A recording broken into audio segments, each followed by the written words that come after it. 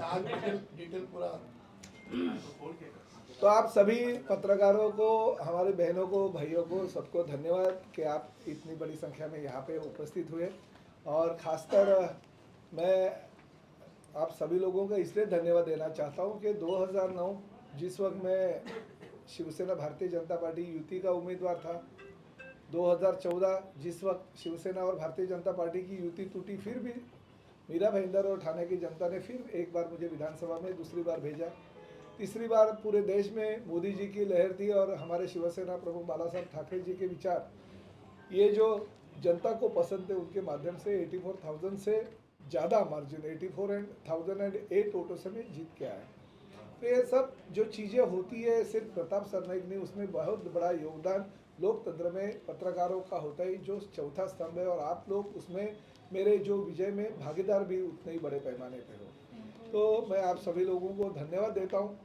मैं आदरणीय हमारे मुख्यमंत्री एकनाथ शिंदे जी, साथ ही में हमारे उत्तर प्रदेश के मुख्यमंत्री योगी जी, और कल ही ठाणे में भारतीय जनता पार्टी के राष्ट्रीय अध्यक्ष आदरणीय जेपी नड्डा जी के हाथों से मेरा जो कॉफ़ी टेबल बुक है और मेरा जो वचननामा है, उसका मैंने उनके हाथों से वो लोगों को समर्पित कर दिया।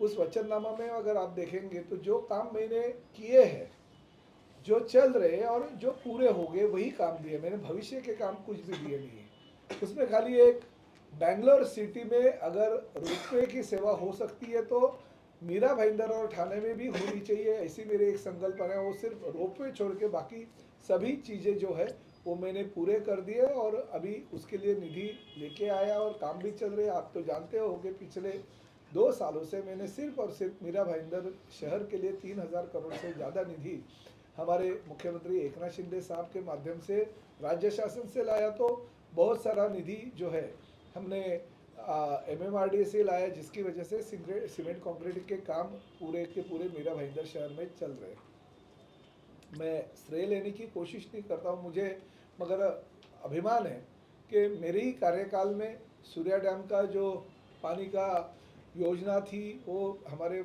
आदरणीय मुख्यमंत्री उस वक्त के देवेंद्र जी फडणवीस साहब, हम लोग पीछे पड़े और वो योजना मंजूर हो गई, ताकि 218 MLD पानी ये हमारे मीरा भाईंदर शहर को मिल जाएंगे।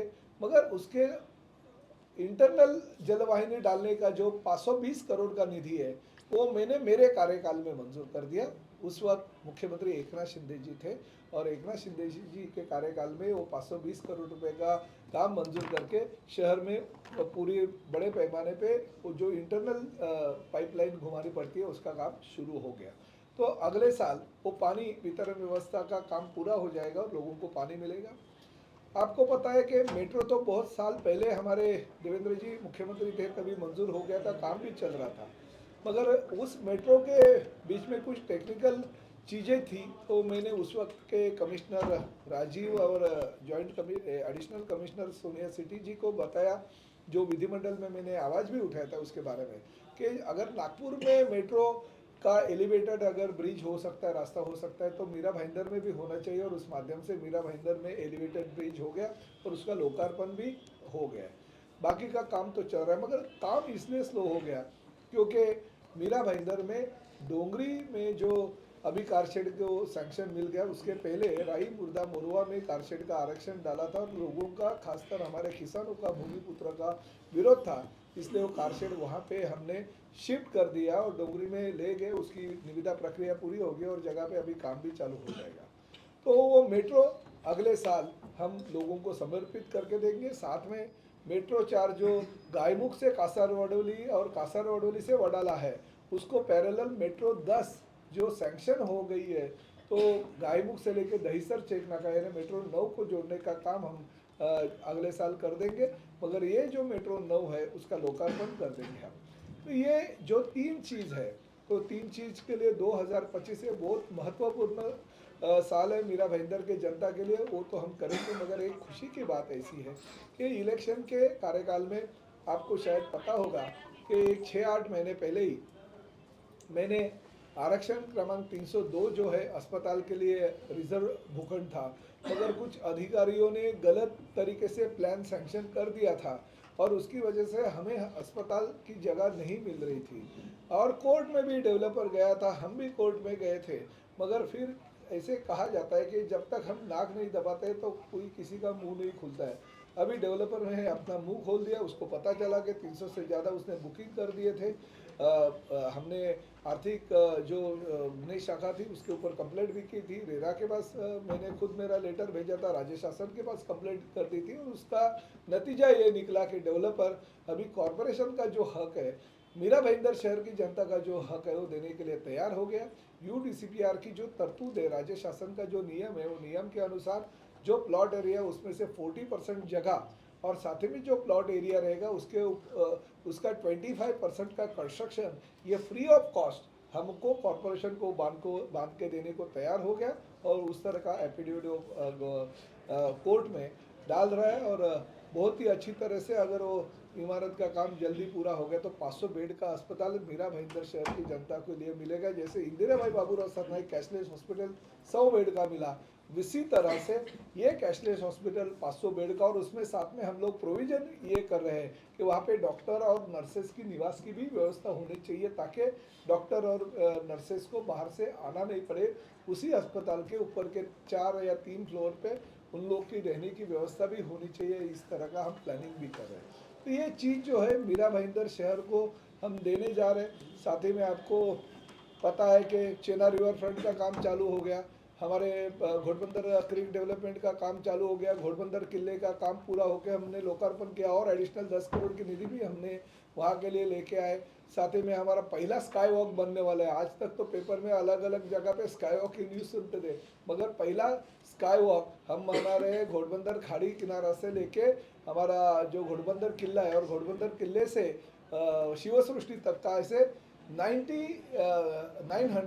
मीटर का वो स्काई वॉक बनेगा। ग्लास का 65 करोड़ का वो स्काई वॉक है, और उसकी निविदा प्रक्रिया पूरी होकर काम भी जगह पे चालू हो जाएगा।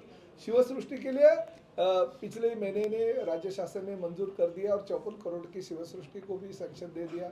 बाला साहब ठाकरे जी के नाम का जो कला दालन है उसका लोकार्पण हो गया, थोड़ा काम उसमें बाकी है, फिर भी उसका लोकार्पण हो गया। छत्रपति शिवाजी महाराज का अश्वारूढ़ पुतला का भी लोकार्पण माननीय मुख्यमंत्री जी ने किया।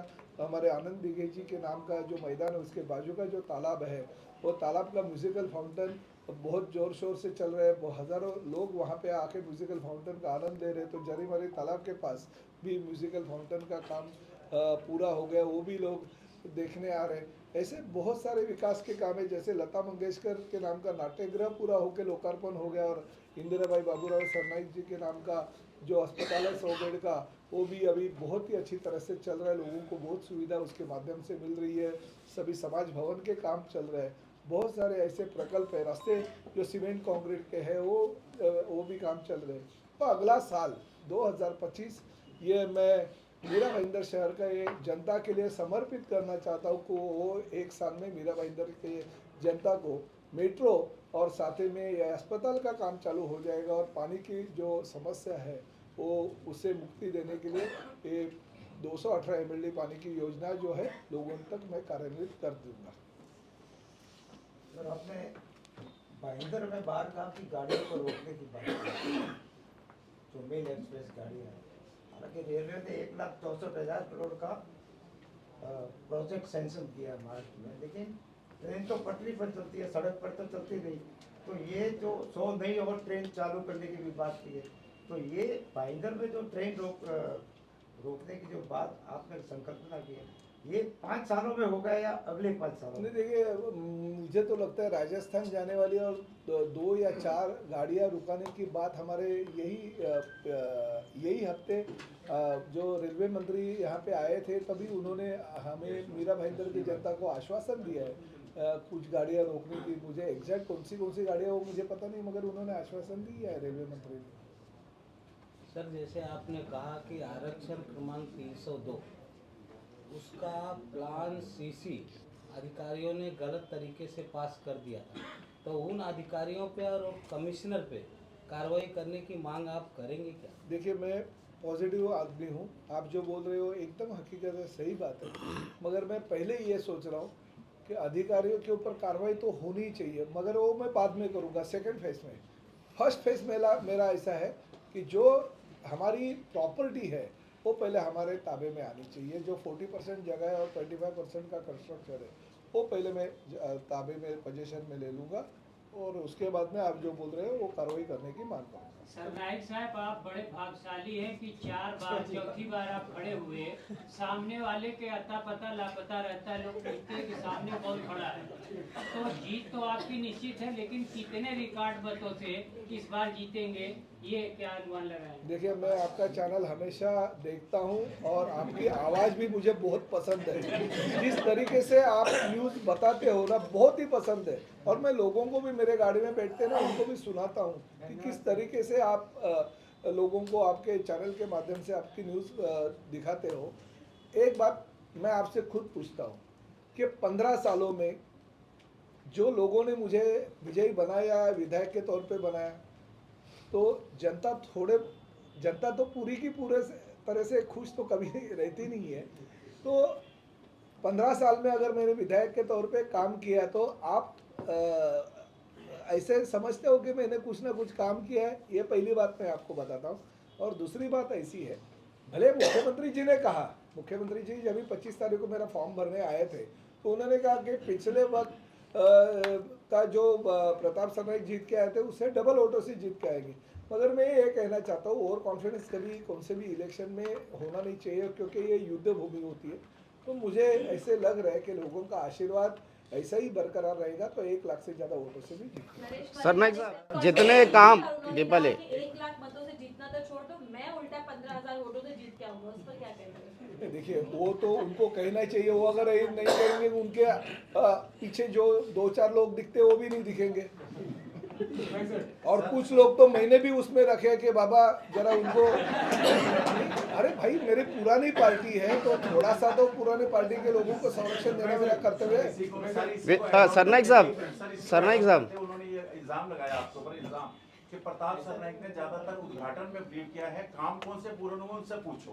ये मनेरा साहब का इल्जाम है सर। बराबर है, मगर मेरा ऐसा कहना है कि मीरा भाईंदर की शुरुआत कहाँ से होती है और ख़त्म कहाँ पे होती है, बाउंड्री ओड़ा माजोड़ा की, ये भी उनको अभी तक पता नहीं है। मेरा तो इसका जवाब तो मेरे से ज़्यादा आप लोग देना चाहिए, क्योंकि 15 साल से तो आप मुझे नज़दीक से जानते हो। मगर फिर भी क्या रहता है, हर इंसान को देखिए इलेक्शन के दौरान ये जो चीज़ें हैं ये तो करनी ही पड़ती है। अगर ये नहीं करेंगे तो चलेगा। नरेश मनेरा जी मेरे अभी भी, पहले भी मित्र थे, आज भी मित्र हैं और कल भी रहेंगे।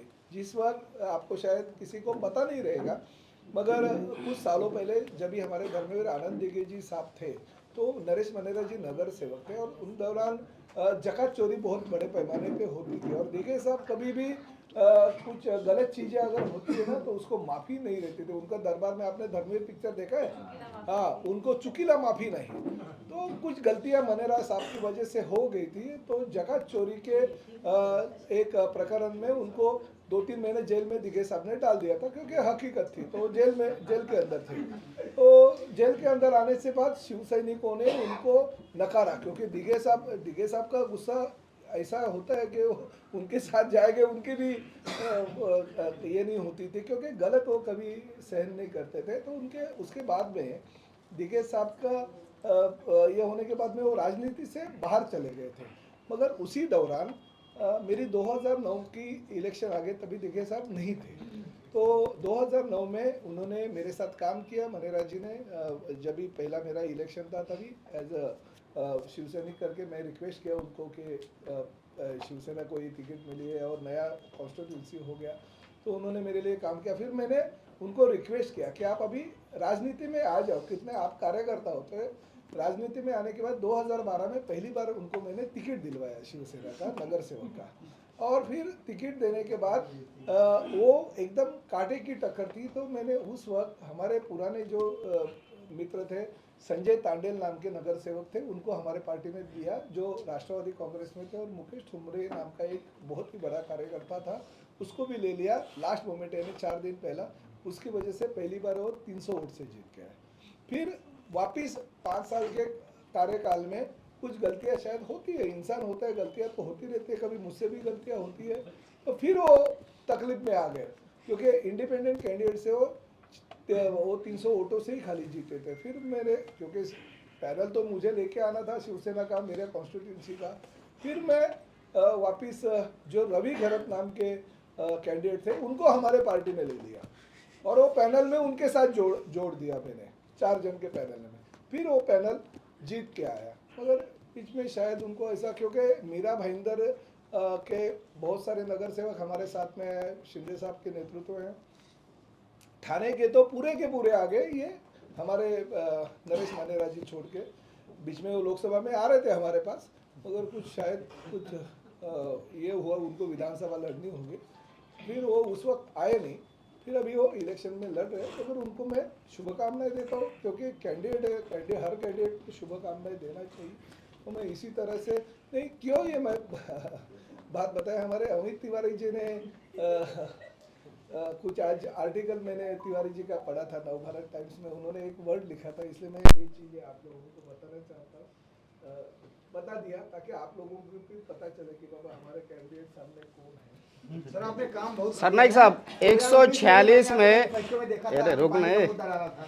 इस बार के भी मैनिफेस्टो में पानी का कब आएगा? अगले साल खत्म हो जाएगा, सरनाइक साहब अगले साल नहीं रहेगा। पूरा खत्म हो जाएगा, मैं प्रॉमिस करता हूँ। सरनाइक साहब जितना विकास कार्य ऐतिहासिक विकास कार्य 146 में हुआ, धन्यवाद। उतना 145 में अरे भाई 5 साल में 146 का उम्मीदवार हूँ, मैं 145 के नहीं सर, लेकिन आप मीरा भाईंदर के एमएलए मानते अपने बराबर है, आप को। मगर अभी मैं 146 का कैंडिडेट हूँ। जब भी 23 तारीख आएगी मैं पूरे मीरा भाईंदर शहर का विधायक बनूंगा फिर एक बार।